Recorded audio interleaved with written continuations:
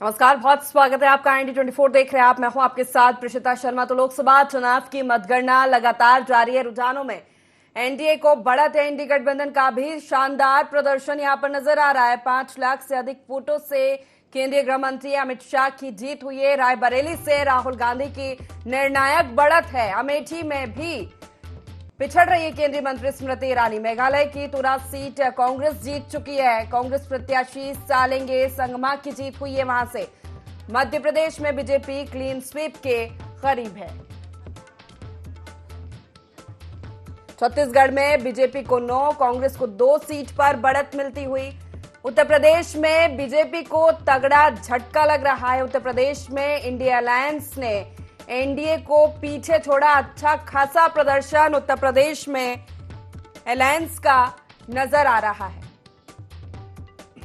तो लगातार लोकसभा चुनाव के परिणामों के रुझान ये हमारे सामने हैं, जिसमें एनडीए को बढ़त है। लेकिन राज्यवार बात की जाए तो मध्य प्रदेश में क्लीन स्वीप करती हुई बीजेपी नजर आ रही है। छत्तीसगढ़ में 2019 के परिणाम दोहराते हुए 9 सीट पर बीजेपी आगे, कांग्रेस को 2 सीट पर बढ़त है। लेकिन उत्तर प्रदेश में बीजेपी के लिए चिंताजनक स्थिति है। इंडिया अलायंस का अच्छा खासा प्रदर्शन वहां पर नजर आ रहा है। अमेठी से केंद्रीय मंत्री स्मृति ईरानी पीछे चल रही है। रायबरेली में राहुल गांधी की निर्णायक बढ़त देखने को मिल रही है। 5 लाख से अधिक वोटों से केंद्रीय गृह मंत्री अमित शाह की जीत हो गई है। ये इस सीट के परिणाम हमारे सामने है। इसी के साथ मेघालय की तुरा सीट का परिणाम आ चुका है। कांग्रेस प्रत्याशी ने जीत दर्ज की है वहां पर।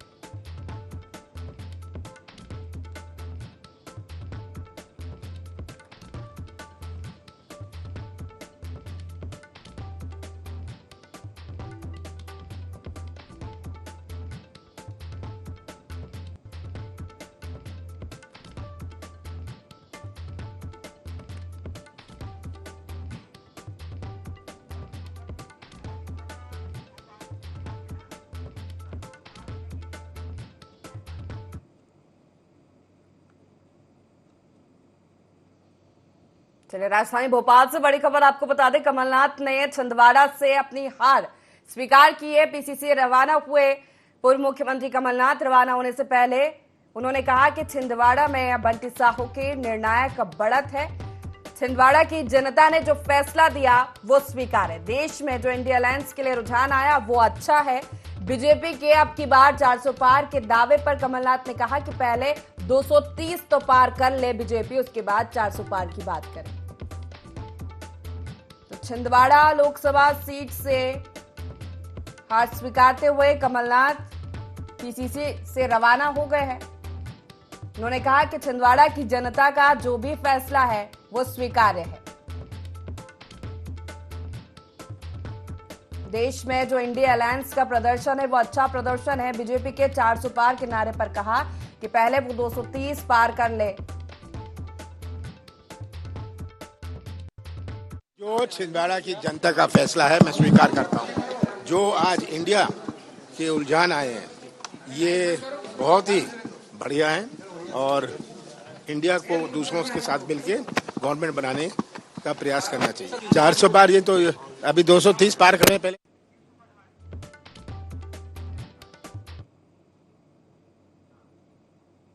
तो मध्य प्रदेश में मतगणना के शुरुआती रुझानों में कड़ी टक्कर देखने को मिल रही है। इसे लेकर बीजेपी कांग्रेस दोनों दलों के नेताओं में उत्साह बना हुआ है। वहीं प्रदेश कांग्रेस अध्यक्ष जीतू पटवारी ने कहा कि नरेंद्र मोदी जी की नैतिक हार हो चुकी है। पूरे परिणाम के बाद तस्वीर साफ होगी। ये लोकतंत्र का महापर्व है। कांग्रेस पार्टी 5 न्याय को लेकर जनता के बीच में गई थी, उसी पे चर्चा देश में हुई, विपक्ष ने की, प्रधानमंत्री ने की। इसका मतलब है कि देश की नीड थी, वो आवश्यकता थी। देश उसी भावना के साथ वोट करना चाहता था और उसी का नतीजों में परिणाम स्वरूप निकल रहा है। बहुत खुश होने की हमें भी आवश्यकता नहीं है। जरूर है देश की समृद्धि के लिए, देश की सुख शांति और उन्नति के लिए इंडिया गठबंधन की सरकार बनेगी, देश उन्नति करेगा। जहाँ तक नरेंद्र मोदी जी का सवाल है, मैं मानता हूँ कि उनकी एक नैतिक हार तो हो चुकी है, पर आने वाले भविष्य में अभी 2 घंटे बाद और समझ में आएगा कि क्या परिस्थिति है। तो छत्तीसगढ़ में 11 सीटों पर मतगणना जारी है। भाजपा और कांग्रेस के बीच टक्कर देखने को मिल रही है। उप मुख्यमंत्री अरुण साव ने दावा किया है कि कांग्रेस शून्य पर आउट हो रही है। सभी लोकसभा क्षेत्रों में मतगणना जारी है और मतगणना में हमने देखा है कि कई सीटें कांग्रेस में जा रही हैं, कई सीटें भाजपा के पक्ष में आ रही हैं। हमारे साथ उप मुख्यमंत्री अरुण साव मौजूद हैं। सर, जिस तरह से रुझान देखने मिल रहे हैं, भारतीय जनता पार्टी कई सीटों पर आगे चल रही है और कहीं ना कहीं एग्जिट पोल में देखा गया था कि 370 तक पहुंच गया था आंकड़ा। तो अब क्या लग रहा है कि हकीकत में वो पार हो पाएगा 400 का लक्ष्य? देखिए, अभी ये मतगणना का प्रारंभिक चरण हुआ है, 2 या 3 राउंड की गिनती हुई है। प्रारंभिक रुझान से ये स्पष्ट है कि नरेंद्र मोदी जी के नेतृत्व में तीसरी बार सरकार बनने जा रही है। देश की जनता मजबूती से नरेंद्र मोदी जी के साथ खड़ी है, विकसित भारत के संकल्प के साथ खड़ी है और जिस प्रकार से 10 साल में नरेंद्र मोदी जी के नेतृत्व में काम हुआ है, उस काम पर जनता की मुहर है, विकसित भारत पर जनता की मुहर है और निश्चित रूप से जैसे जैसे और मतगणना बढ़ेगा, भारतीय जनता पार्टी और एनडीए की सीटें बढ़ेगी। जिस तरह से हमने देखा है कि क्योंकि रायपुर लोकसभा क्षेत्र एक ऐसा क्षेत्र रहा है जहां पर काफी कयास लगाए गए हैं। बृजमोहन अग्रवाल यहाँ के प्रत्याशी हैं भाजपा से, लाखों मतों से जीतने का उन्होंने दावा किया था और अब आगे भी चल रहे हैं काफी मतों से।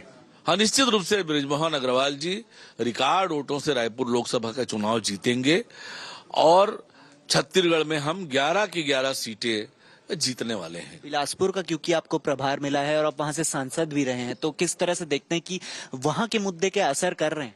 हाँ, निश्चित रूप से बिलासपुर लोकसभा भी भारतीय जनता पार्टी बहुत आसानी से जीतने वाली है। कांग्रेस के विपक्षी दलों के सब प्रकार के प्रोपोगेंडा और षड्यंत्र को नकारते हुए जनता ने भारतीय जनता पार्टी और नरेंद्र मोदी पर भरोसा किया है। अंतिम सवाल सर, ये जिस तरह से पूर्व मुख्यमंत्री भूपेश बघेल ने मतगणना से पहले सवाल खड़े किए थे ईवीएम को लेकर, लेकिन अब उसी सीट से वह आगे भी जा रहे हैं। देखिए, उन्हें मालूम है कि अंत में वो हारने वाले हैं और इसलिए हार के बहाने तलाश रहे हैं वो, और निश्चित रूप से राजनांदगांव लोकसभा सीट भारतीय जनता पार्टी जीतने वाली है।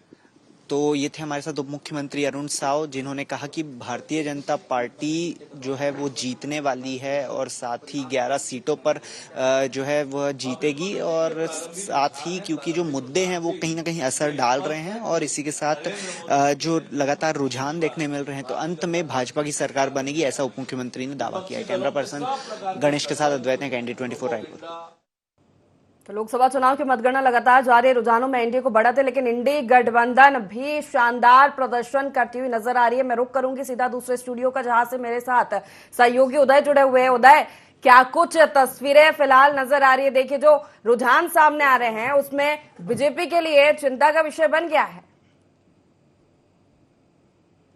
बिल्कुल प्रशिता, अगर 1 बजे के रुझान की बात करें तो अब तक करीब 543 सीटों में से 292 सीटें जो है फिलहाल बीजेपी इन 292 सीटों पर लीड बनाए हुए यानी बढ़त बनाए हैं। वो अगर कांग्रेस की बात करें यानी कि इंडिया अलायंस की बात करें तो 233 सीटें हैं जो कि इंडिया अलायंस यानी कि INDI जो है वो इस पर बढ़त बनाई हुई है। वही शून्य जो है वो अन्य के खातों में जाती हुई नजर आ रही है, यानी कि 543 में से जो एनडीए है वो 292 सीटों पर फिलहाल रुझानों में आगे बढ़त बनाई हुई है। अगर बात करें नतीजों की तो हम देख रहे हैं कि गांधीनगर जो सीट है गुजरात, उस पर गृह मंत्री अमित शाह ने जीत हासिल की है। वहीं अगर मेघालय की बात करें तो फिलहाल वहां से कांग्रेस ने जीत दर्ज की है। अब बात करेंगे मध्य प्रदेश की प्रशिता, तो मध्य प्रदेश में बीजेपी क्लीन स्वीप की तरफ आगे बढ़ती हुई नजर आ रही है, क्योंकि 29 की 29 सीटें जो टारगेट लेकर बीजेपी चली थी क्लीन स्वीप का, वो टारगेट कहीं ना कहीं हासिल करते हुए नजर आ रही है। कांग्रेस के खाते में शून्य है और अन्य के खातों में भी शून्य है, यानी कि जो एक छिंदवाड़ा सीट थी जहां पर कहीं ना कहीं लगभग तय माना जा रहा है कि वहां से कांग्रेस हारती हुई नजर आ रही है। और उसको लेकर हमने देखा कि पूर्व सीएम कमलनाथ की तरफ से भी प्रतिक्रिया सामने आई है, उन्होंने भी कहीं ना कहीं हार स्वीकार करी। अब छत्तीसगढ़ की बात करेंगे तो छत्तीसगढ़ में जो वर्तमान स्थिति है फिलहाल 10 सीटों पर जो बीजेपी है वो बढ़त बनाई हुई है। एक सीट अगर बात करें कोरबा सीट है वो, जहां पर फिलहाल कांग्रेस ने बढ़त बना के रखी। हालांकि पिछले 2019 के चुनाव की बात करें तो बस्तर एक सीट महत्वपूर्ण सीट थी जहां से पीसी चीफ दीपक बैज जो थे वो जीते थे, लेकिन कांग्रेस ने फेरबदल किया और इस बार टिकट दूसरे व्यक्ति को दिया। ऐसा हम देख रहे हैं कि हम छत्तीसगढ़ में 10 सीटों पर जो बीजेपी है वो आगे है और एक सीट पर कांग्रेस आगे है। बात करेंगे उत्तराखंड की तो उत्तराखंड की 5 सीटें जीतने का यहां पर बीजेपी ने दावा किया था और अभी तक के जो रुझान है 1 बजे तक के, उसमें बीजेपी क्लीन स्वीप की तरफ आगे बढ़ती नजर आ रही है। हालांकि कांग्रेस ने अभी तक खाता नहीं खोला है। हालांकि उत्तराखंड में बात करें तो तमाम जो दिग्गज थे वो लगातार चुनाव मैदान में थे, लेकिन उस तरह की स्थिति नजर नहीं आ रही है। उत्तर प्रदेश एक महत्वपूर्ण क्षेत्र है। 80 लोकसभा सीटें हैं। अगर बात करें तो पिछली बार यहां पर 64 सीटें जो है वो प्रशिता बीजेपी ने जीती थी, लेकिन एक बड़ा उलटफेर देखने को मिला। यहां पर बीजेपी 37 सीटों पर सिमट गई है। एग्जिट पोल पर भी अगर नजर डालें, जिस प्रकार के एग्जिट पोल के आंकड़े सामने आए थे, हमने देखा था उसमें 60 से 70 सीटें जो थी वो बीजेपी को जाती हुई नजर आ रही थी, लेकिन सपा और कांग्रेस के गठबंधन ने कहीं ना कहीं 42 सीटें जो है वो इन पर बढ़त बना के रखी, यानी कि एक बड़ा झटका यहां बीजेपी को लगता हुआ नजर आ रहा है। और फिलहाल जो अभी वर्तमान स्थिति है, अगर वर्तमान स्थिति देखें हम दिल्ली में, तो 7 लोकसभा सीटें हैं, 7 में से 7 पर फिलहाल बीजेपी जो है बढ़त बनाए हुए, यानी कि जो अभी तक के जो रुझान सामने है उसमें 7 पर बीजेपी आगे है। कांग्रेस की बात करें तो कांग्रेस जो है वो 0 पर है। अन्य की बात करें तो अन्य फिलहाल 1 सीट पर आगे है, यानी कि 2019 के अगर हम जो नतीजे हैं, जो 2019 में जो नतीजे आए थे उसमें हमने देखा था कि 78 सीटें जो थी वो अन्य के खाते में गई थी। हमने देखा था कि कांग्रेस काफी पीछे थी और बीजेपी जो थी वो काफी आगे थे, लेकिन जो अन्य के खातों की जो सीट है, यानी कि 78 सीटें हैं जो इस बार वो कांग्रेस को और जो इंडिया अलायंस है उसको कहीं ना कहीं ट्रांसफर हुई, और इसी का नतीजा जो है हमको देखने को मिल रहा है कि बीजेपी जो है काफी पीछे नजर आई। अब हॉट सीट की बात करें तो रायपुर की ये जो सीट है, यहां से ब्रजमोहन अग्रवाल हैं, आगे चल रहे हैं। तमाम बीजेपी के दिग्गजों ने यहाँ चुनावी सभाएं की और माना जा रहा था कि ब्रजमोहन अग्रवाल जीत सकते हैं, उसी प्रकार वो आगे चलते हुए नजर आ रहे हैं। यहाँ पर हम देखेंगे कि ब्रजमोहन अग्रवाल के समक्ष विकास उपाध्याय हैं कांग्रेस की ओर से, हालांकि वो पीछे चलते हुए नजर आ रहे हैं। दुर्ग की बात करें, भूपेश बघेल के भतीजे हैं विजय बघेल, जो कि आगे चलते हुए नजर आ रहे हैं। प्रशिता, लगातार हम देख रहे हैं दुर्ग में राजेंद्र साहू भी कहीं ना कहीं टक्कर देते हुए नजर आ रहे हैं। विजय बघेल के साथ राजेंद्र साहू भी जो है कांटे की टक्कर देते हुए नजर आ रहे हैं, कि जो मार्जिन है वो काफी कम नजर आ रहा है। सरगुजा की बात करें तो चिंतामणि महाराज है बीजेपी की तरफ से, लेकिन फिर भी वो पीछे नजर आ रहे हैं, यानी कि 10 में से 1 सीट ऐसी है फिलहाल छत्तीसगढ़ की जहां कोरबा, जहां पर कांग्रेस ने बढ़त बना के रखी 10 सीटों पर, बीजेपी आगे। वही जांजगीर चांपा की बात करें तो कमलेश जांगीड़ आगे चल रहे हैं, और इसके अलावा अगर देखें तो शिव कुमार डहरिया भी फिलहाल कांटे की टक्कर देते हुए नजर आ रहे हैं प्रशिता छत्तीसगढ़ में। तो छत्तीसगढ़ में मुकाबला बेहद दिलचस्प हो गया है। 10 सीटों पर फिलहाल कहीं ना कहीं देखें तो कांग्रेस जो है वो पीछे है, बीजेपी आगे है। सिर्फ 1 सीट कोरबा जहां पर कांग्रेस आगे है। ये जो सीट है कोरबा की, सरोज पांडे जो कि फिलहाल आगे चल रही है, और एक बड़े मार्जिन के साथ जो कोरबा सीट है वहां से सरोज पांडे आगे बढ़ती हुई नजर आ रही प्रशिता। बिल्कुल, ये तमाम रुझान हमारे सामने है। देखिए, मध्य प्रदेश से बड़ी खबर का रुख कर लेते हैं। एक सीट का रिजल्ट हमारे सामने आ गया। इंदौर में बीजेपी प्रत्याशी शंकर लालवानी की जीत हो गई है। 9.5 लाख वोटों से शंकर लालवानी ने जीत दर्ज की है। मध्य प्रदेश की पहली सीट का है रिजल्ट। इंदौर में नोटा को भी 1,72,000 वोट मिले हैं। देखिए, इस सीट से कांग्रेस प्रत्याशी नहीं था, शंकर लालवानी की 9.5 लाख वोटों से जीत हो गई है। मध्य प्रदेश की लोकसभा सीट पर पहला रिजल्ट हमारे सामने है। अच्छे खासे मतों से उनकी जीत का यह नतीजा हमारे सामने आ गया, लेकिन इंदौर में नोटा को भी 1,72,000 वोट मिले हैं।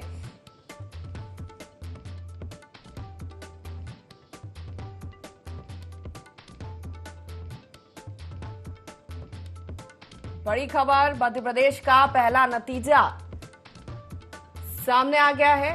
इंदौर सीट से शंकर लालवानी की जीत हुई है।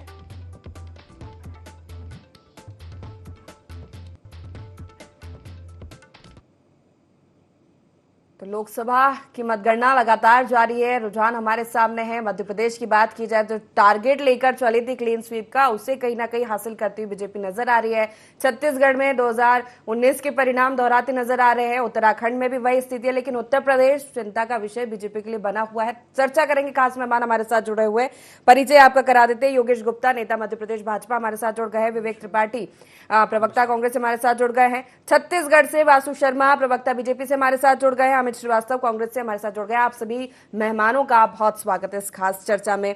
विवेक जी, सबसे पहले अब तक के रुझानों पर आपकी ही प्रतिक्रिया। मध्य प्रदेश की अगर बात करूं मैं, तो जो टारगेट क्लीन स्वीप का था उसके नजदीक कमलनाथ ने हार स्वीकार कर ली है। देखिए, निश्चित ही मध्य प्रदेश के जो रुझान है वो तो हमारे लिए अलार्मिंग है, परंतु देश भर में हमारे नेता श्री राहुल गांधी जी के नेतृत्व में जिस तरीके से इंडिया अलायंस ने काम किया है उसके परिणाम बहुत ही हमारे पक्ष में जाते हुए दिख रहे हैं। 100 से ज़्यादा सीटों पे हम बढ़त बनाए हुए हैं। एनडीए का जो सपना था कि कांग्रेस मुक्त भारत का और 400 पार जाने का, तो देश की जनता जनता ने कहीं ना कहीं उस सपने को चकनाचूर कर दिया है। 400 में सुबह से न्यूज चैनल्स पे हूं, किसी भी चैनल की स्क्रीन पे मुझे 400 लिखा हुआ नहीं दिखा। जिस तरीके से 50 से ज्यादा सीटों पे भाजपा को नुकसान हो रहा है, देश की जनता ने एक संदेश दिया है कि जिस तरीके से आप एक दूषित मानसिकता के साथ में राजनीति कर रहे हैं, स्तरहीन राजनीति कर रहे हैं। एक बहुत लंबा समय 10 साल देश की जनता ने भाजपा को दिया था, और जब विपक्ष में थे, जो वादे आपने किए थे, जो वादों को आपने पूरा करने की गारंटी दी थी, उन सारी गारंटियों पे मोदी जी विफल साबित हुए।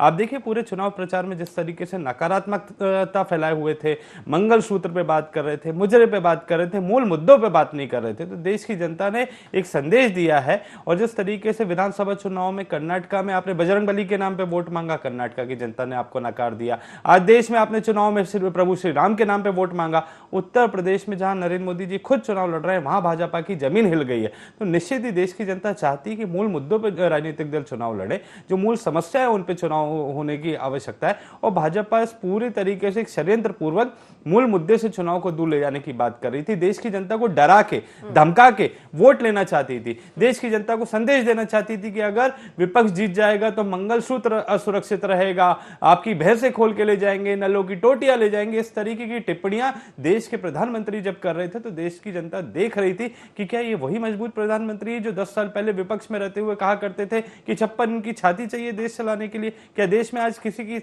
हिम्मत है कि महिलाओं के गले से मंगलसूत्र छीन ले? आप महिला सुरक्षा की बात करते थे, मणिपुर जलता रहा। मणिपुर में भाजपा की एक भी केंद्रीय मंत्री नहीं गई। ये देश की जनता ने देखा। देश की जनता ने देखा कि हमारी महिला पहलवानें किस तरीके से रोती बिलखती रही, परंतु भाजपा के एक भी नेता उनको संबलता प्रदान करने नहीं आया। तो निश्चित ही आज पूरे देश में परिवर्तन की लहर है और भाजपा को उसको स्वीकारना पड़ेगा। 400 पार का अहंकार भरने वाली भाजपा आज 300 तक भी नहीं पहुंच पा रही है। तो ये लोकतंत्र की मैं समझता हूं यही खूबसूरती है कि यहाँ किसी भी राजनीतिक दल का अहंकार कभी अभिमान नहीं टिका, ना अहंकार टिका। देश की जनता जानती है उनकी सबसे बड़ी ताकत वोट की है। कमलनाथ कह रहे हैं कि 400 पार तो दूर की बात है, आप 300 पार भी हो जाइए।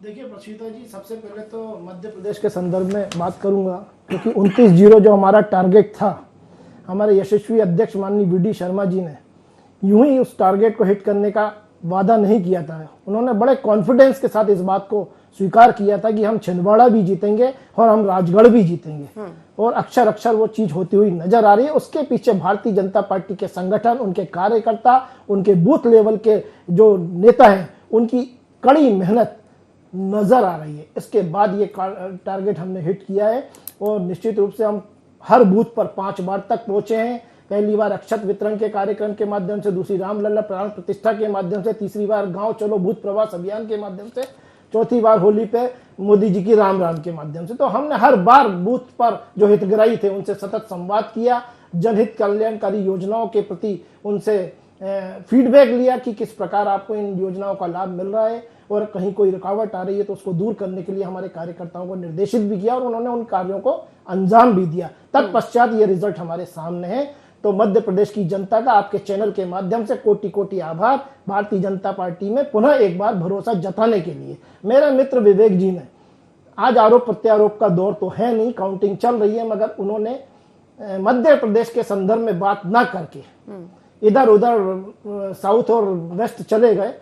ठीक है, उनका नजरिया है, लेकिन मध्य प्रदेश में जब से माननीय जीतू पटवारी जी ने प्रदेश अध्यक्ष का, एक मिनट में आपके बीच में नहीं बोला था, प्लीज, जब आपका समय आया बोलिएगा। तो जब से जीतू पटवारी जी ने मध्य प्रदेश कांग्रेस संगठन संभाला है, मध्य प्रदेश के इतिहास में सबसे नकारात्मक राजनीतिक नेता की भूमिका उनके माध्यम से नजर आई है। उन्होंने कोई भी ऐसा कदम नहीं आया। जब उनको एआईसीसी ने निर्देशित किया था इंदौर चैनल पे, ये तो बता दीजिए पहले कहाँ थे, इंदौर कांग्रेस छोड़ के भाजपा में कब आए? उस पर डिबेट नहीं हो रही है, उस पर डिबेट नहीं हो रही है। 2,57,000 आप बदल जाए, उस पर डिबेट नहीं हुई। बोलो विवेक जी, क्या कारण थे? लेकिन मध्य प्रदेश में जो टारगेट था वो तो पूरा कर रही है ना बीजेपी। प्रसीता जी, एक मिनट, मेरी बात पूरी नहीं हुई है। 2,57,000 कांग्रेस के लोगों ने कांग्रेस क्यों छोड़ी? विवेक जी, आपके पास इसका जवाब है। 3 लाख बोल रहे हैं, सुरेश पचौरी जैसे, 3 लाख बोल रहे हैं, आप तो कह रहे थे कांग्रेस है ही नहीं, आप कह रहे 3 लाख है, कांग्रेस युक्त भाजपा हो गई। सृजन किया कांग्रेस युक्त भाजपा हो गई, अगला भाजपा का राष्ट्रीय अध्यक्ष कोई पूर्व कांग्रेसी बनने वाला है। आप कहाँ लगे लोकसभा चुनाव क्यों छोड़ी? आप अपने आप को सबसे बड़ा दल कहते हैं। इंदौर में क्या आवश्यकता थी कांग्रेस के प्रत्याशी को लेकर जाने की? क्यों, क्या आवश्यकता थी इंदौर में? आपको क्या आवश्यकता थी, क्या व्यवस्था थी कि कांग्रेस के प्रत्याशी का राजनीतिक अपहरण किया? कांग्रेस मुक्त तस्वीरें हैं नहीं, ठीक है, लेकिन चिंता का विषय है योगेश जी, मध्य प्रदेश छत्तीसगढ़ को छोड़ दे तो उत्तर प्रदेश की तस्वीरें बहुत उलट है और बीजेपी के लिए चिंता का विषय है। केंद्रीय मंत्री स्मृति ईरानी पीछे, ठीक है, मैं छत्तीसगढ़ का रुख करूंगी। कामयाबी का बहुत बड़ा सबूत है नोटा, जिस पर आप गर्व कर रहे हैं। ये कांग्रेस जो 125 साल पुराना जिम्मेदार है, अगर वो नोटा को रिकमेंड करता है तो हालात समझे जा सकते हैं कि मध्य प्रदेश में कांग्रेस रसातल की ओर जा रही है। तो आप कांग्रेस को कांग्रेस रसातल की ओर जा चुकी है। चलिए ठीक है, एक बड़ी खबर का रुख कर लेते हैं। मध्य प्रदेश की सीट पर पहला नतीजा हमारे सामने है। ठीक है, इंदौर में बीजेपी प्रत्याशी शंकर लालवानी की जीत, 9.5 लाख वोटों से शंकर लालवानी ने जीत दर्ज की। इंदौर में नोटा को भी 1,72,000 वोट मिले हैं। इंदौर सीट की चर्चा कर रहे थे, ये इंदौर सीट का नतीजा हमारे सामने है। शंकर लालवानी की जीत है, 9.5 लाख वोटों से शंकर लालवानी ने जीत दर्ज की है।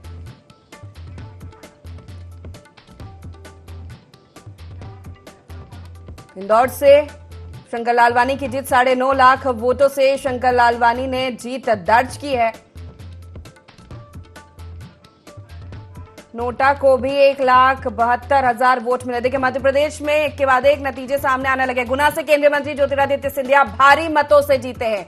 ये दूसरी सीट का परिणाम हमारे सामने। खजुराहो से बीजेपी प्रत्याशी वीडी शर्मा की भी बड़ी जीत हुई है। यहां पर भी वोट परसेंट कम हुए तो तमाम तरह की बातें हो रही थी। विदिशा से पूर्व मुख्यमंत्री शिवराज सिंह चौहान की भी बड़ी जीत। तो लगातार अब मध्य प्रदेश की सीटों पर परिणाम सामने आने लगे। 5 लाख से अधिक वोटों से शिवराज सिंह चौहान ने जीत दर्ज की है। विदिशा लोकसभा सीट से परंपरागत सीट है। इंदौर से प्रत्याशी शंकर लालवानी 9.5 लाख वोटों के अंतर से जीत दर्ज की है। खजुराहो से वीडी शर्मा ने जीत दर्ज की और भारी मतों से गुना सीट से केंद्रीय मंत्री ज्योतिरादित्य सिंधिया ने भी जीत दर्ज की है।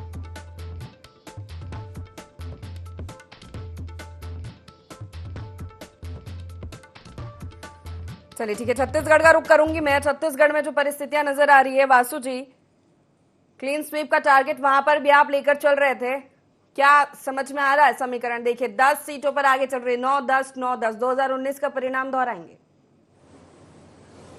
देखिए प्रेषिता जी, छत्तीसगढ़ में एक सीट पे हम अभी पीछे हैं, लेकिन अगर मार्जिन देखेंगे तो काफी कम है, 4-5 हजार का मार्जिन है। और निश्चित रूप से हम छत्तीसगढ़ में क्लीन स्वीप करेंगे, 11 की 11 हम जीतेंगे।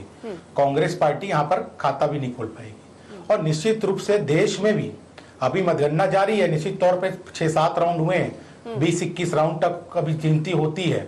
और निश्चित रूप से आप यूपी में भी देखिएगा, हम आगे आएंगे।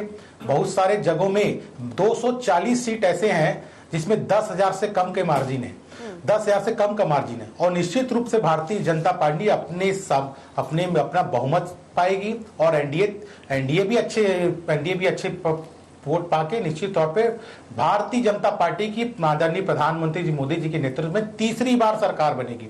ये पंडित नेहरू के बाद भारत के इतिहास में पहली बार हो रहा है कि कोई प्रधानमंत्री 10 साल सत्ता में रहने के बाद फिर से वापसी कर रहा है। ये बहुत बड़ी बात है विचिता जी। चलिए ठीक है, अमित जी की प्रतिक्रिया।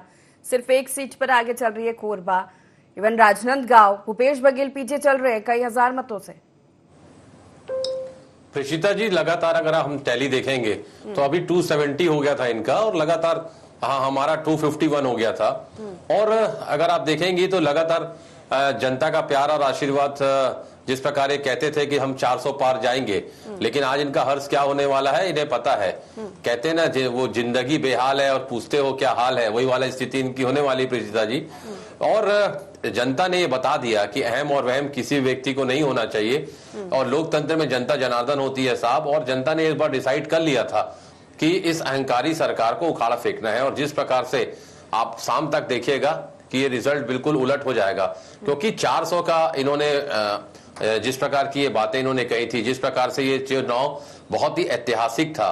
ये चुनाव निश्चित तौर पे महंगाई पे बात हुई। आप सभी पत्रकार जनों को मैं धन्यवाद देना चाहता हूं कि इस बार ना 14 में ना 19 में लेकिन 24 में सोशल मीडिया और आपके चौथे स्तंभ आप कलमकारों ने जो ज्वलंत मुद्दों पे चर्चाएं की और जनता के मुद्दों पे चर्चा की, चाहे महंगाई पे चर्चा हुई, रोजगार पे चर्चा हुई, संविधान को बचाने पे चर्चा हुई, लोकतंत्र का चीरहरण नहीं होने देना उस पर चर्चा हुई, और एक पूरा देश जनता ने डिसाइड कर लिया था कि इस बार बीजेपी को आने नहीं देना है। और लगातार अगर आप देखेंगे, एक दो स्टेट छोड़ दें, अगर मध्य प्रदेश और छत्तीसगढ़ में तो अभी हम आगे बढ़ेंगे ही, लेकिन अगर एक आध दो स्टेट छोड़ दें तो जिस प्रकार से इनको महाराष्ट्र में मुंह की खाने पड़ी, जिस प्रकार से तमिलनाडु ये कह रहे थे हम जीत रहे हैं, मुंह की खानी पड़ी, जिस प्रकार से ये दूसरे स्टेटों में इन्होंने कहा था राजस्थान में हम स्वीप कर रहे हैं, इन्हें मुंह की खानी पड़ी, तो जनता ने बता दिया है कि इस लोकतंत्र को बचाना, जनता अगर जब आगे आ जाती है तो वो किसी को भी लोकतंत्र के साथ खेलने नहीं देती।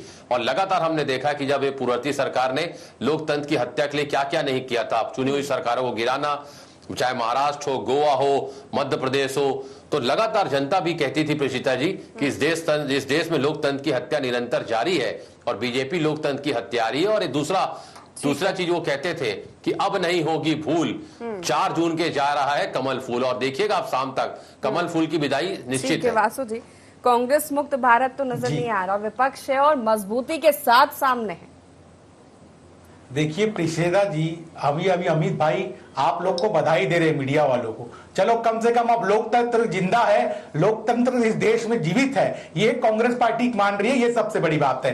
कल तक यही ईवीएम को कोस रहे थे, चुनाव आयोग को कोस रहे थे, कि आज सुबह से आप देखेंगे प्रसिद्धा जी, एक बार भी ईवीएम के बारे में कांग्रेस के प्रवक्ता बोलते नजर नहीं आ रहे। यही तो लोकतंत्र है, यही भारतीय जनता पार्टी बोलती थी। आप कहते थे कि लोकतंत्र खतरे में है, आज आपको सीट मिल रही है तो लोकतंत्र ठीक हो गया। तो यही राजनीति जो थी, हम इसका विरोध कर रहे थे, जनता ने सराहा है और जनता फिर से तीसरी बार हमको पूर्ण बहुमत के साथ सरकार बना रही है। हमें कहीं चिंता करने की जरूरत है। कांग्रेस खुश है तो खुश हो जाए, वो 100 से नीचे सीट पा रही है, उनकी कोई सरकार थोड़ी नहीं बनी, सरकार तो नरेंद्र मोदी जी के नेतृत्व में बनने जा रही है।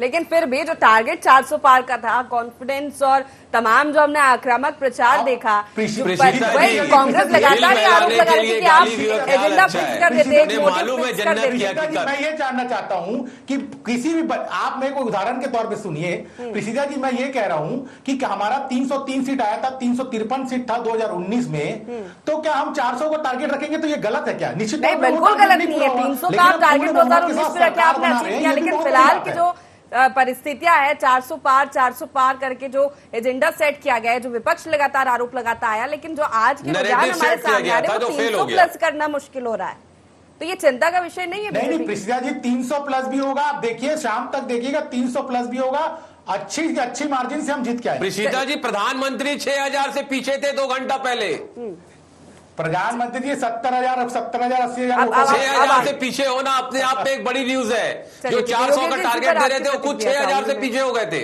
ये 400 पार का नारा, मतलब अब क्या जो सामने है तस्वीरें? देखिए प्रतीक्षा जी, मध्य प्रदेश में तो हमने अपना जो परफॉर्मेंस है वो और बेहतर किया, और हर पार्टी ये चाहती है कि उसका पिछले चुनाव के बनिस्बत हर चुनाव में परफॉर्मेंस बेहतर हो।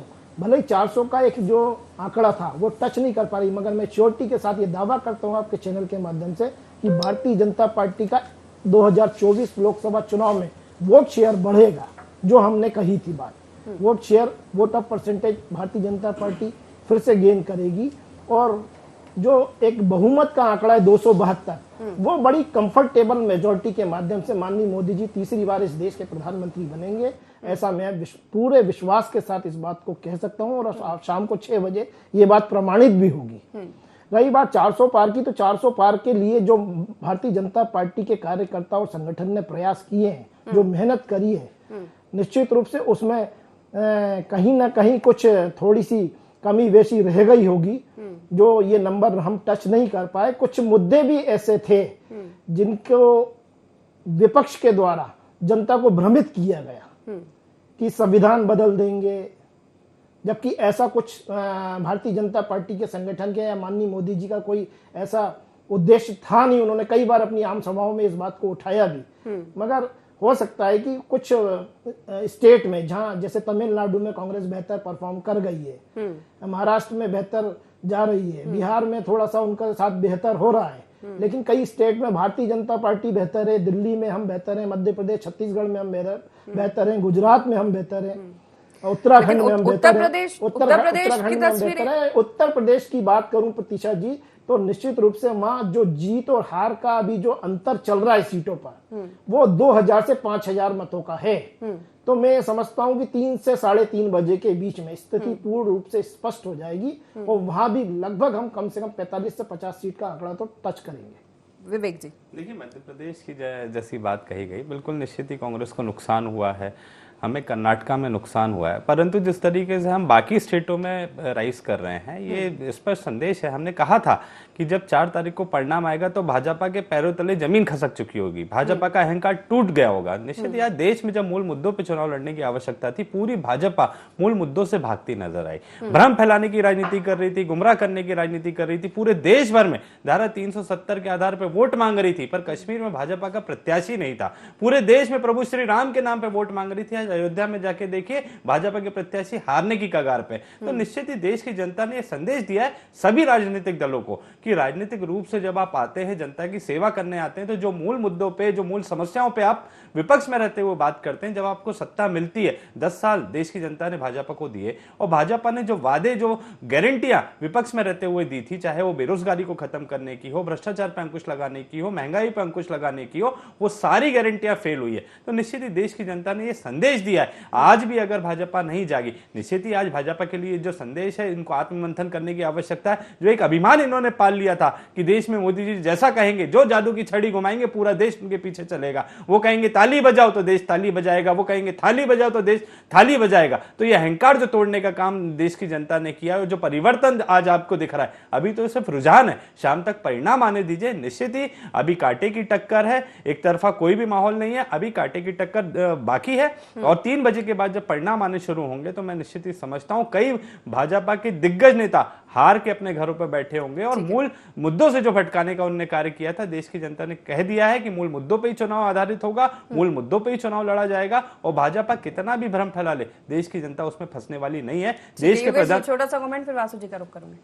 देखिए प्रतीक्षा जी, इन्होंने मोदी जी के 10 साल के कार्यकाल पर सवालिया निशान उठाए। अगर मैं आपके माध्यम से इनसे ये पूछना चाहूं कि 10 साल का जो माननीय मोदी जी का कार्यकाल है, उसका अगर आप अवलोकन पिछले 5-6 दशकों में कांग्रेस के शासनकाल से करेंगे तो निश्चित रूप से एक बड़ा परिवर्तन देशवासियों को 2 करोड़ रोजगार, 2 करोड़ रोजगार, व्यवस्था से 2 करोड़ रोजगार की बात कही थी, कहाँ है 2 करोड़ रोजगार? 400 रुपए का गैस सिलेंडर सर पे लेकर घूम रहे थे, बहुत ही महंगाई की मार। अब की बार मोदी सरकार 1150 का सिलेंडर, 1100 कितने का सिलेंडर खरीदते हैं आप? कितने का गैस सिलेंडर खरीदते हैं बताइए, कितने का गैस सिलेंडर खरीदते हैं? 400 रुपए का गैस। तब तो आप कांग्रेस में थे, तब आप कांग्रेस में थे, तब आप ही कहते थे, तब आप ही कहते थे, जब आप कांग्रेस में थे आप ही पानी पी पी के भाजपा को कोसते थे। आज भाजपा में शामिल हो गए। अरे भैया, जनता सब देख रही है भैया, जनता सब देख रही है भैया। आप आज भाजपा में हो, 4 महीने बाद कहाँ होगे? कोई अपना ठिकाना है नहीं। पर्सनल अटैक नहीं, हम मुद्दों पर बात करेंगे, ठीक है। 400 रुपए का गैस सिलेंडर महंगा था, 1100 रुपए का गैस सिलेंडर महंगा नहीं है। अभी परिणाम नहीं आया, आपने 2 रुपए जोर बढ़ा दिए, 12.5 करोड़ बिजली में मूल्यवृद्धि कर रहे हैं, टोल टैक्स के पैसे बढ़ा रहे हैं। भैया, भाजपा सरकार जिन संपत्तियों को बेच के चल रही है वो कांग्रेस ने दी है, वो कांग्रेस ने स्थापित की है। जो संपत्तियां बेच के आप सरकार चला रहे हो वो कांग्रेस के शासनकाल में स्थापित हुई। रेल, इसरो 3 महीने में दिए। चले ठीक है, वासु जी का रुख करूंगी। ये तमाम मुद्दे ठीक है, 1 मिनट रुक जाइए, 1 मिनट रुक जाइए, 1 मिनट रुक जाइए। 29-0 है आपके राज्य, सिर्फ मध्य प्रदेश नहीं, पूरे देश का चुनाव है ना, हर राज्य देखना पड़ेगा। उत्तर प्रदेश जहाँ पर राम मंदिर का मुद्दा आपने इतना उठाया, वो काम करता हुआ नजर नहीं आया। ठीक है योगेश जी, 1 मिनट, वासु जी का रुख करूंगे। ठीक है, सिर्फ ठीक है, मध्य प्रदेश के बाहर भी बहुत सारे, पूरे देश का चुनाव है ना योगेश जी, चिंता का विषय तो है ना बीजेपी के लिए। वासु जी जी देखिए प्रीशिता जी, कांग्रेस पार्टी से मुझे ये समझ नहीं आ रहा है, ना वो सत्ता में आ रहे हैं, निश्चित रूप से उसका 20-40 सीट बढ़ गया है और इनकी गठबंधन सीट दिखा रही है, लेकिन वो पीछे अभी भी पूर्ण बहुमत की सरकार भारतीय जनता पार्टी बना रही है। ये इनको क्यों इतनी खुशी हो रही है? लगातार तीसरी बार प्रधानमंत्री नरेंद्र मोदी जी बन रही है, काहे खुश हो रहे मुझे समझ से परे है। कांग्रेस पार्टी इस चुनाव को जातिवाद में मोड़ दी, तुष्टीकरण की राजनीति की, यूपी में कहीं ना कहीं उसका फायदा इनको मिला है। इनके मैनिफेस्टो में मुस्लिम लीग की छाप थी, कहीं ना कहीं मुझे लगता है कि इसका फायदा राम मंदिर का मुद्दा भी तो उठाया ना आपने। अंदर राम मंदिर का मुद्दा भी तो बीजेपी ने उठाया ना जमकर। देखिए राम मंदिर का मुद्दा, राम मंदिर तो हमने बना के दिखाया, प्रीशा जी, मुद्दा कहाँ उठाया? राम मंदिर बना के जिसको दिखाया, लेकिन उसे मुद्दा क्या है? राम मंदिर बना है। क्या किया राम मंदिर पे? आपने क्या किया राम मंदिर पे? आपने क्या किया राम मंदिर के लिए? अरे भैया आप लोग राम के विरोधी हैं, आप लोग तो बनना, आपके शासन में तो कोई बैठता रहा, आप तो वकील खड़े हो जाते थे, तब कहाँ थी कांग्रेस पार्टी? भैया कांग्रेस पार्टी तो वकील खड़ा करके वोट 2019 में कहती है कि राम चुनाव है। देखिए राम की बात नहीं है प्रीशिता जी। क्या किया राम मंदिर के लिए? लेकिन उत्तर प्रदेश में चिंता की स्थिति है बीजेपी के लिए, ये मानना पड़ेगा। अमित जी, उत्तर प्रदेश में जी देखिए, कई सारे प्रश्न मेरे भाजपा के सम्मानित प्रवक्ता ने उठाए। प्रीशिता जी, थोड़ा समय चाहूंगा। सबसे पहले तो राम, मेरे आराध्य प्रभु श्री राम की ये बात कर रहे थे कि हमने बना दिया। देखिए, धन्यवाद देना चाहता हूं सुप्रीम कोर्ट को, और जिसके आदेश पे वहां पर दिव्य भव्य हमारे राम, आराध्य प्रभु श्री राम का मंदिर बन रहा है। 10 साल हो गया इनकी सरकार आए, इनके 7 स्टार कार्यालय दिल्ली में बन गए, इनके छत्तीसगढ़ में बन गया, और पता नहीं देश से सुनने आता है, आप लोग के माध्यम से पढ़ने मिलता है, 250 कार्यालय ये बना दिए। मेरे राम टाट में थे और ये ठाट में थे, मतलब इनकी प्रायोरिटी में इनका कार्यालय था। और जब हम इनसे पूछते थे आप ही के चैनल में बैठ के कि भाई आप तारीख तो बता दो, जैसे अभी विवेक जी ने कहा, तो ये कहते थे matter was pending before the honourable supreme court, तो हम कैसे आपको बता सकते हैं? तो जब आपने तारीख बताने की जिम्मेदारी नहीं ली तो आप श्रेय मत लीजिए, पहली चीज। दूसरी चीज, आपने कहा तुष्टीकरण, तो तुष्टीकरण की इन्होंने जो बात करी, मैं आपको बता दूं, ये ज्वलंत मुद्दों से भगते हैं। और लगातार धन्यवाद देना चाहता हूं, मैं जो कह रहा था वासु शर्मा जी उस समय, अभी इनका मैथमेटिक्स मुझे लगता है बहुत कमजोर है।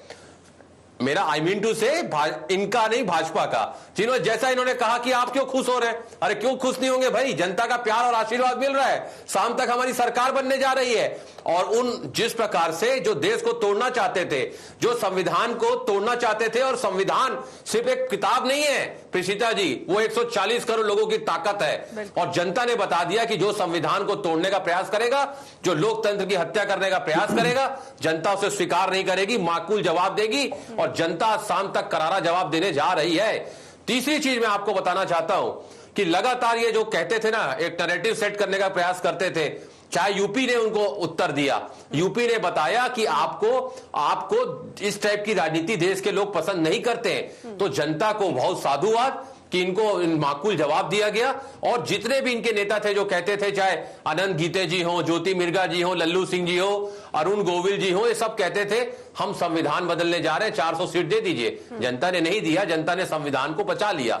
तो बहुत सारे ऐसे मुद्दे थे। और एक आपको अहम बात बताना चाहता हूं, प्रधानमंत्री जी ने 273 बार कांग्रेस 15 दिनों में बोला, 573 बार इंडिया गठबंधन बोला, और 750 बार प्रधानमंत्री जी ने स्वयं अपना नाम लिया, मेरी गारंटी, मोदी जी। लेकिन एक बार भी प्रधानमंत्री जी ने महंगाई पे बात नहीं की, एक बार भी प्रधानमंत्री जी ने रोजगार की बात नहीं की, जनता ने किसानों की आय दुगनी करने की बात नहीं की। जनता ने सारे सवालों का जवाब दिया है साहब। शाम तक इनकी सरकार जाने वाली है, और जनता फिर कह रही है अब नहीं होगी भूल, आज शाम के जा रहा है कमल सरकार जाने वाली है आपकी। वासु जी, देखिए आपके चैनल में मैं देख रहा हूं आंकड़ा बढ़ते जा रहा है। पिछले दिन 301 में भारतीय जनता पार्टी पहुंच गई एनडीए। आज आप देखिए इस देश में ओडिशा की बात करें, ओडिशा में हम कितने पीछे रहते थे, आज वहां पर भारतीय जनता पार्टी सरकार बनाने जा रही है। आंध्र प्रदेश की बात करिए, वहां हमारी सरकार बन रही है, अच्छे बहुमत में है। आंध्र और अरुणाचल प्रदेश में देख लीजिए, ये कहते थे साउथ में, नॉर्थ ईस्ट में हमारा खाता नहीं खुलेगा, हमारी बीजेपी की सरकार बन गई वहां पे। तो कांग्रेस पार्टी को केवल खुश होना है, बस खुश हो जाइए शाम तक, लेकिन हमारी सीट हम अच्छे मतों से, ये आंकड़ा अभी बढ़ते ही जाएगा। जो मैंने पहले ही कहा कि 240 सीटों में टफ लड़ाई है, और वो भारतीय जनता पार्टी के पक्ष में आएगा। प्रीशिता जी आप शाम तक रुक जाइए, यही फिर से ये संविधान खतरे में आ जाएगा। थोड़ी देर बाद ईवीएम भी खराब होगा, थोड़ी देर बाद रोएंगे इन लोग। अभी इनके पक्ष में माहौल है तो ठीक है, करने दीजिए, लेकिन थोड़ी देर बाद इतना विश्वास क्यों है ईवीएम पे? इतना विश्वास क्यों है? 10 साल कोई काम नहीं किया क्या? ईवी, अरे जनता आपके साथ नहीं है, जनता ने बता दिया, जनता ने बता दिया। आपने 400 की बात करी थी और अभी आप संघर्ष कर रहे हो 300 का। जनता ने बता दिया आपके साथ नहीं है। अरे प्रीतिता जी, कल तक जो गाते थे आज चिल्लाने लगे हैं, कल तक जो गाते थे आज चिल्लाने लगे हैं। कहते हैं बदल दो तालाब का गंदा पानी, कमल के फूल मुरझाने लगे हैं। कमल का फूल पिछले कैसे मुरझाए? सरकार भारतीय जनता पार्टी की बन रही है। अरे देखिए शाम तक खत्म, टाटा बाय बाय, खटाखट खटाखट खटाखट फटाफट। बिगड़ गया। अभी आपने 300 बोला, 300 के अंतर चले गए। शाम तक गुड बाय। अभी सिर्फ रुझान है, परिणाम आने दीजिए, परिणाम आने दीजिए। शाम को 5 बजे तक जनादेश। सवाल में उठाए थे भाई, आप जा रहे हैं, आप जा रहे हैं, अरे आप जा रहे हैं 10 साल बाद 44 शाम तक देखिए जा रहे हैं। चलिए ठीक है, रुक जाए 1 मिनट रुक जाए, आप दोनों रुक जाए 1 मिनट। विवेक जी देखिए, अभी भी आप उठाएंगे आप देखिए निश्चित ही जिस तरीके से अभी वासु जी ने कहा कि हम 300 पार कर गए, अपने ऊपर आंकड़ा देखिएगा, आपका अंक बिगड़ता हुआ फिर दिख रहा है, फिर 300 के अंदर आ गए। देखिए रुझान है, परिणाम आने में समय है। निश्चित ही कांग्रेस की ग्रोथ हुई है और बीजेपी को कहीं ना कहीं नुकसान हुआ है, इस बात को आपको स्वीकारना पड़ेगा। सरकार किसकी बनती है किसकी नहीं बनती है शाम को 5-6 बजे तक क्लियर हो जाएगा।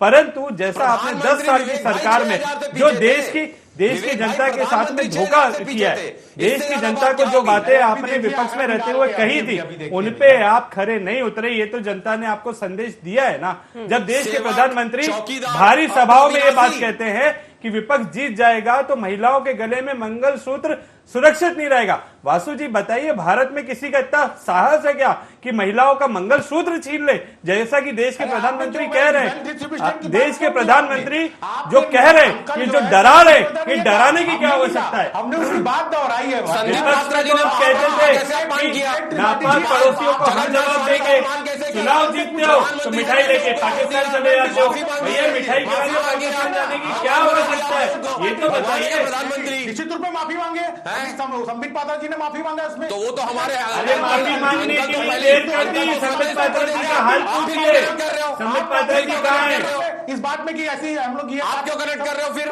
बाकी माफी मांगी ना, संविधान खतरे में था, लो ईवीएम खराब था, चुनाव आयोग खराब था। आप ही के लोग संविधान को पहली बार इस मुंह से चुनाव आयोग पे प्रश्न चिन्ह क्यों उठता था? क्यों उठता था प्रश्न चिन्ह? बताइए, सुप्रीम कोर्ट की फटकार क्यों लगी पहली बार? इलेक्शन कमीशन को आगे प्रेस कॉन्फ्रेंस करनी पड़ी ना परिणाम के। आप सवाल उठाना तो गलत है, कितने साफ कह रहे हैं वो किसी के शक का कुछ नहीं किया जा सकता। पत्रकार साथियों के सामने सबसे पहले दिग्विजय सिंह जी ने चुनाव हार गए, कमलनाथ जी ने हार स्वीकार कर ली है, जीतू पटवारी जी पीसीसी से पलायन कर चुके हैं, तो ईवीएम पे ये ठीकरा फोड़ेंगे। ऐसे का फुल फॉर्म नहीं पूछने देंगे। आप बताइएगा क्या है, पता है क्या होता आप है? बताइए। ईवीएम में सिंबल लोडिंग यूनिट होता है, ईवीएम एक कैलकुलेटिंग मशीन है, जस्ट लाइक कैलकुलेटर, वो केवल गणना करती है, उसको आप इंटरनेट से कनेक्ट नहीं कर सकते हो। ईवीएम के बारे में टेक्नोलॉजी, इतना विश्वास क्यों है? टेक्नोलॉजी है, वो जस्ट लाइक कैलकुलेटर है।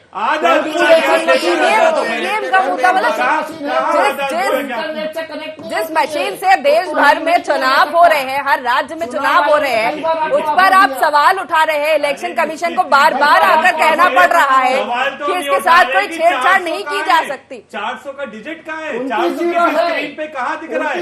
400 कहाँ गया? योगेश जी 400 तो दिखा दो, 300 नहीं दिख रहा, 300 नहीं दिख रहा। योगेश जी इस चुनाव में भाजपा में, अगले चुनाव में कहाँ चले जाओगे पता नहीं है आपका। अरे जो गारंटियां देते हो 2 करोड़ रोजगार का है, रोजगार भी मिलेगा, सब मिलेगा रोजगार। उसी के ऊपर तीसरी बार मोदी जी प्रधानमंत्री बनने जा रहे हैं। मध्य प्रदेश में 272 का मैजिक नंबर है, वो हम टच कर चुके हैं। मध्य प्रदेश में 272 का मैजिक नंबर नाच रहे हो, वो हम टच कर रहे हैं। 30 सीटें कम हो गई, बिल्कुल कम नहीं हुई है। हम 300 प्लस के साथ राम जन्मभूमि में 30 सीटें कम हो गई। सरकार बनेगी, 5.5 ने आपको संदेश दिया है, शर्म करो, राजनीति मध्य प्रदेश में हम चले गए। आप बहुसंख्यक वर्ग का अपमान करते हो, आप सनातन का निरादर करते हो, आप राम भगवान के अस्तित्व को नकारते हो और बहुसंख्यकों से ये उम्मीद करते हो कि मध्य प्रदेश की जनता आपको वोट दे, इसीलिए आपका मध्य प्रदेश में यह हाल है, बेहाल हुआ। बढ़ गए ना, हाल उत्तर प्रदेश में 30 हार गए, क्यों हार गए? उत्तर प्रदेश में नहीं, मध्य क्यों हार प्रदेश गए? छत्तीसगढ़ में 10 आ रही उत्तर प्रदेश में 30 है, हार उड़ीसा गए, में क्यों सरकार हार बन रही है, आंध्र प्रदेश में सरकार बन रही है, महाराष्ट्र में नई क्यों स्टेट पिछड़ भी तो आ रही गए? है, हरियाणा में क्यों नई पिछड़ स्टेट गए? भी तो आ बताओ, रही है। राजस्थान में क्यों टक्कर कोई दे? कहीं अयोध्या नहीं से है। बताओ। राजस्थान के रुझान में एक चिंताजनक। सीट जीत गए उत्तर मध्य प्रदेश में, तो आप खुश हो रहे मध्य हो? प्रदेश में एक सीट है, लेकिन एक सीट, वो सीट छिंदवाड़ा और कमलनाथ का गढ़, ये भी तो बीजेपी के लिए चिंता की बात है ना विवेक जी, जो कभी नहीं आ रही ना। जो माइनस हुआ है वो क्या? परंपरागत सीट अगर वहाँ की जनता नकार रही है, तो ये तो मध्य प्रदेश में कांग्रेस के लिए चिंता का विषय है। बिल्कुल निश्चित रूप से चिंता का ही नहीं, शर्म का विषय, शर्मनाक स्थिति में आज चलो, हमारी एक मध्य सीट प्रदेश। गई तो हमारे लिए शर्म का विषय है। उत्तर प्रदेश में 30 गई तो वो क्या विषय, वो भी स्पष्ट प्रीशिता कीजिए। जी, जो व्यक्ति वो 400 आपका सीट नुकसान जीता है, वो वो छत्तीसगढ़ में वो भूपेश 6,000 बघेल से पीछे खुद चल पीछे रहे हैं हो जाते हैं। राजनांदगांव सीट से कांग्रेस। अमित जी, भूपेश बघेल पीछे चल रहे हैं जी, देखिए वो आगे हो जाएंगे शाम तक, बिल्कुल घबराइए मत। मैं आपको बता दूं कि जो 400 सीट दिलाने वाले थे प्रीशिता जी, आवाज कम हो गई, जो 400 सीट दिलाने वाले थे जी, आवाज नहीं आ रही आ रही है आपकी आवाज आ रही है। Preshita ji, please repeat your question.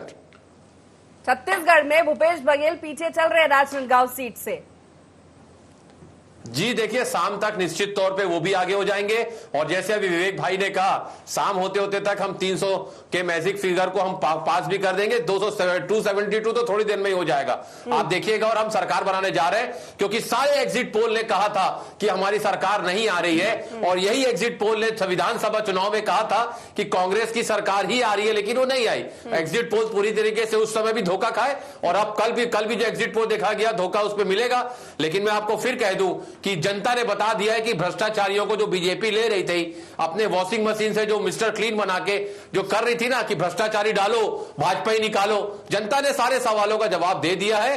और जिस प्रकार से ये कहते थे मोदी जी की गारंटी, तो मोदी जी की गारंटी का मतलब हो गया है भ्रष्टाचारियों की सुरक्षा की गारंटी।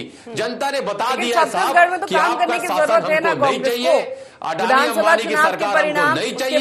ये सरकार जनता जनार्दन की सरकार शाम तक बनने जा रही है। ठीक है, हमारी लेकिन इंडिया की छत्तीसगढ़ में तो सरकार काम करने शाम की तक जरूरत बनने है जा ना रही है। कांग्रेस को। अमित जी, छत्तीसगढ़ में तो काम करने की जरूरत है ना। जी निश्चित क्यों तौर न्याय पर पक्ष देखिए, काम जीत नहीं हार तो किया? लगे रहती है। देखिए, जीत हार तो लगे रहती है लोकतंत्र में, यही तो खूबसूरती है प्रीशिता जी। जनता जनार्दन होती है, जनता सारी चीजों को बताती है।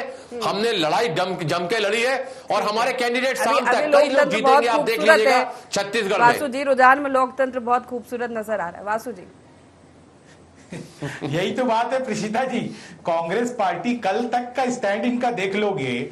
जयराम रमेश तो यहां तक कह दिए थे कि अमित शाह जी ने 150 डीएम को फोन लगा दिया है और परिणाम में भेदभाव हो जाएगा। लेकिन चुनाव आयोग पूछा कि 2 डीएम के नाम बता दो, तो ये भाग गए, बोलते 1 हफ्ते का समय नहीं, 1 हफ्ते बाद बताएंगे ना, बता दो आप, रीजन है उसका, बताएंगे। एक मिनट, अब मैं आपके बीच में नहीं बोला। आप ये बोल रहे थे राजनांदगांव से भूपेश बघेल जीत सकते, 36,000 वोटों से पीछे चल रहे हैं प्रीशिता जी। वो जीतने वाले नहीं है, 8-1.5 लाख वोटों से हारेंगे वो।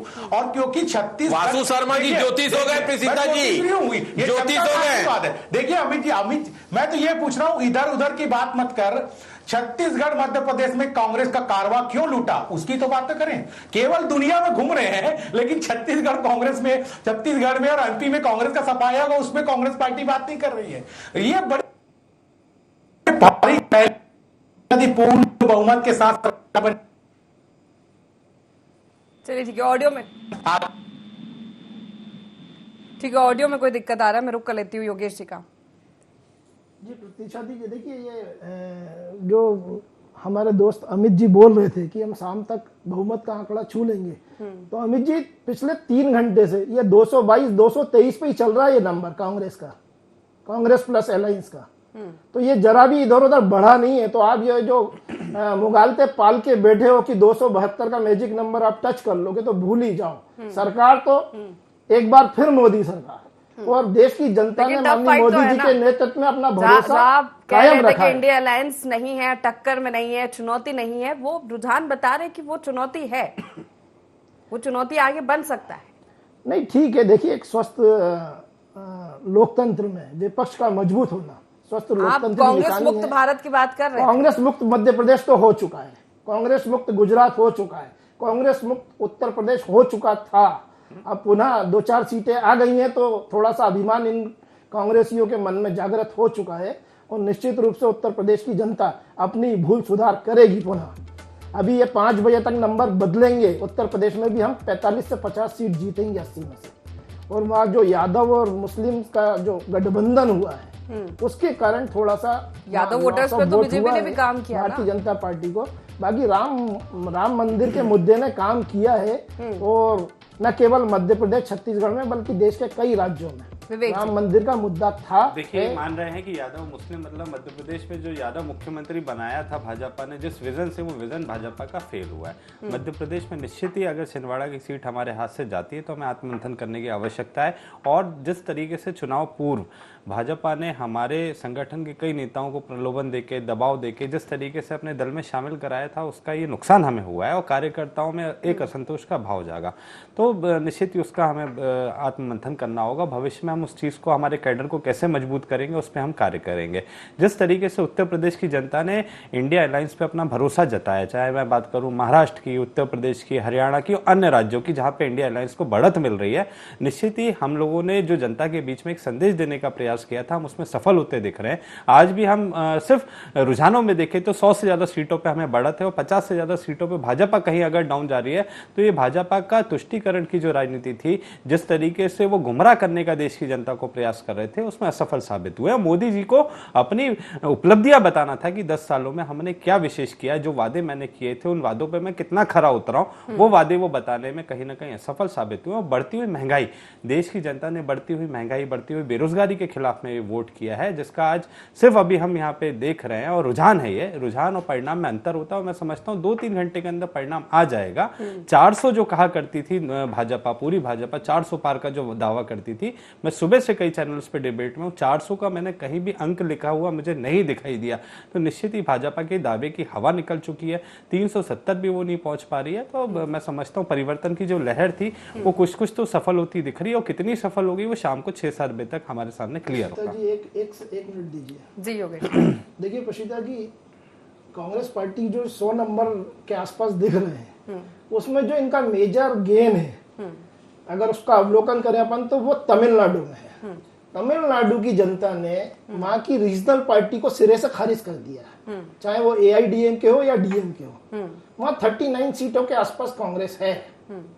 तो ये बहुत बड़ा नंबर इनको वहां से मिला है। देश की जनता ने इनको सिरे से पहले भी खारिज किया था, 14 में, 19 में भी किया था, और इस बार भी तो देश की जनता है ना। तो नहीं, वहाँ की जनता भी तो देश की जनता है। तमिलनाडु, साउथ में अच्छा प्रदर्शन करने की बीजेपी बात करी थी, वहाँ के ये नुकसान हुआ ना कि जो वहाँ के घटक दल है वो आपसे दूर हुए। तमिलनाडु में पता है आपको, पूरे देश के केंद्रीय मंत्रियों ने जाके प्रचार किया था, मोदी जी गए 4-4 बार तो हार गए। तो हिंदी बेल्ट के अलावा क्या बीजेपी काम नहीं करेगी? हिंदी बेल्ट के अलावा दूसरे राज्यों में बीजेपी काम नहीं करेगी क्या सरकार बनने पर? ये तो समझिए। अरे भैया, फिर योगेश जी, आपका पहला सपना कांग्रेस मुक्त भारत टूट गया, हमारे कार्यकर्ताओं ने तोड़ दिया। 400 पार जाने का सपना देश की जनता ने तोड़ दिया। अरे कितना अहंकार भरा है भैया, कितना अहंकार भरा है। देश की जनता सब चकनाचूर करेगी। गलत फहमी में मत रहिए योगेश जी, अगली पार्टी देख लीजिए कहाँ जाना है, भाजपा की स्थिति। चलिए ठीक है, छत्तीसगढ़ कर लेते हैं। अमित जी, ऋषिता जी, अभी हमारे भाजपा के सम्मानित प्रवक्ता कह रहे थे कांग्रेस मुक्त भारत की बात भाजपा ही लोग ज्यादा करते हैं, तो मैं किसी का पंक्ति कह देता हूं कि हेलो, मेरी आवाज आ रही है? बिल्कुल आ रही है आपकी आवाज, कही है जी। देखिए, जिस प्रकार से भाजपाई लोग कहते हैं ना अहम और वहम में कि हम कांग्रेस मुक्त भारत करना चाहते हैं, जनता ने बता दिया है कि आटे को पीस के कभी मैदा नहीं हुआ, आटे को पीस के कभी मैदा नहीं हुआ, और कांग्रेस को खत्म कर दिया अभी कोई पैदा नहीं हुआ।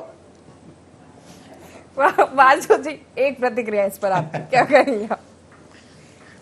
ये बात तो माननी पड़ेगी कि ये जो प्रदर्शन रहा इंडिया अलायंस का, ये जो बातें हो रही थी स्टार्टिंग में कि कोई आइडियोलॉजी नहीं मिल रही है, कोई इधर जा रहा है, कोई उधर जा रहा है, ये साथ में आके प्रदर्शन ये दिया है इंडिया अलायंस ने। आपकी आवाज प्रिशिदा जी मेरे को नहीं मिल पा रही है। वासु जी, आवाज मिल रही है? मेरी आवाज मिल रही है? हाँ, मिल रही है, आप बोलिए। मैं ये कह रही हूँ कि पहले जो बातें हो रही थी ना कि जब गठबंधन बना तो एक उधर जा रहा है, एक उधर जा रहा है, किसी की आइडियोलॉजी नहीं मिल रही है, तो ये इस तरह की आइडियोलॉजी मिली है कि ये टफ फाइट आपके सामने खड़ी हो गई है, चुनौती बन गए है वो आपके लिए?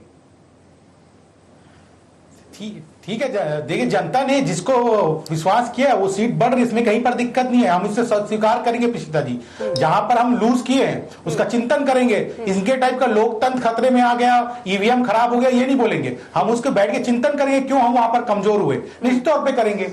कांग्रेस टाइप की बात हम नहीं करते, हम देश की जनता पे भरोसा करते हैं। देश की जनता अगर हमको बहुमत देती है तो हम बहुमत पे आएंगे, और निश्चित रूप से देश की जनता का मूड दिख रहा है कि हम बहुमत पे हैं और आगे भी बहुमत पे रहेंगे। लेकिन यहां पर हम लूज किए हैं तो वहां बैठ के विचार करेंगे और बात करेंगे क्यों वहां पर क्या ऐसा हो गया कि हमारी सीट कमजोर हो गई। प्रीशिता जी 225 सीट आते ही कितने सॉफ्ट हार्टेड हो गए वासु शर्मा जी, देखिए 225 कब से अमित जी, अरे बढ़ते जाएगी अभी देखिए।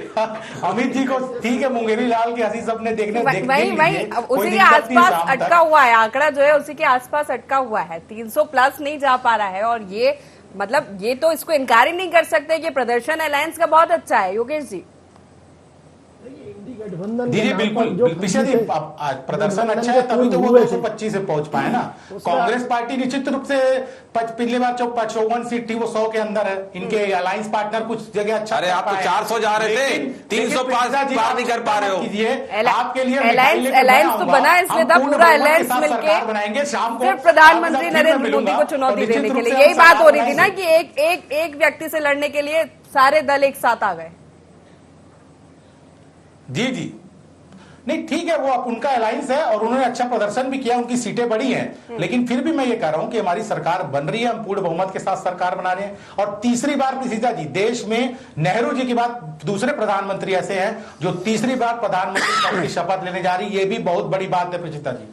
चले ठीक है योगेश जी, निश्चित रूप से बहुत बड़ी बात है, तीसरी बार भारत जैसे विशाल देश का नेतृत्व करना अपने आप में एक बहुत प्रसन्नता की बात है। और माननीय मोदी जी के नेतृत्व में जिस प्रकार पिछले 10 साल में भारत का परिदृश्य बदला है, चाहे वो वैश्विक स्तर पर हो, चाहे आर्थिक विकास दर को लेकर हो, या भारत की बिना दखलंदाजी के आज वैश्विक स्तर पर कोई निर्णय नहीं लिए जाते हैं, चाहे वो विदेश नीति हो भारत की, या G20 का नेतृत्व करना हो, सुरक्षा परिषद का स्थायी सदस्य भारत अगले महीने में बन जाएगा, बावजूद चीन के कितने भी कड़े विरोध के बाद, क्योंकि अब बहुमत भारत के पक्ष में मोदी जी के साथ है। तो ये सब अचीवमेंट है जो पिछले 10 सालों में माननीय मोदी जी के नेतृत्व में देश ने अचीव किए, और देश की जनता ने मोदी जी पर एक बार नहीं पूरे 3 बार भरोसा किया है, तीसरी बार पुनः प्रधानमंत्री बनेंगे। ठीक है, समय की कमी है, आखिरी प्रतिक्रिया विवेक जी आपकी। देखिए, रुझान में जिस तरीके से कांग्रेस बढ़त बनाती दिख रही है, परिणाम में भी हम बढ़त बनाएंगे और देश के जो जनमत होगा, जो जनादेश होगा, उसका हम आदर करते हैं। और निश्चित ही जनादेश परिवर्तन की तरफ था और परिवर्तन का तो अभी सिर्फ रुझान दिख रहा है, परिवर्तन का परिणाम आना बाकी है, जो कि शाम को 6-7 बजे तक आ जाएगा। चलिए ठीक है, आप सभी मेहमानों का बहुत शुक्रिया हमारे साथ इस चर्चा में शामिल होने के लिए। तो रुझान कुछ इस तरह के आ रहे हैं कि दिलचस्प है, चुनाव दिलचस्प रहा, रुझान भी उसी तरह के नजर आ रहे हैं, ऊपर नीचे आंकड़ा वहीं अटका हुआ है, लेकिन अच्छा प्रदर्शन करते हुए इंडिया गठबंधन नजर आ रहा है। हालांकि देखना होगा, परिणाम का इंतजार तो अभी भी है, दावों का दौर अभी भी चल रहा है और विपक्ष लगातार ये कह रहा है कि शाम तक परिणाम कुछ और होंगे और सरकार हमारी बनेगी, लेकिन इसके लिए थोड़ा इंतजार करना होगा। फिलहाल इतना ही, आप बने रहिए IND24 के साथ। नमस्कार।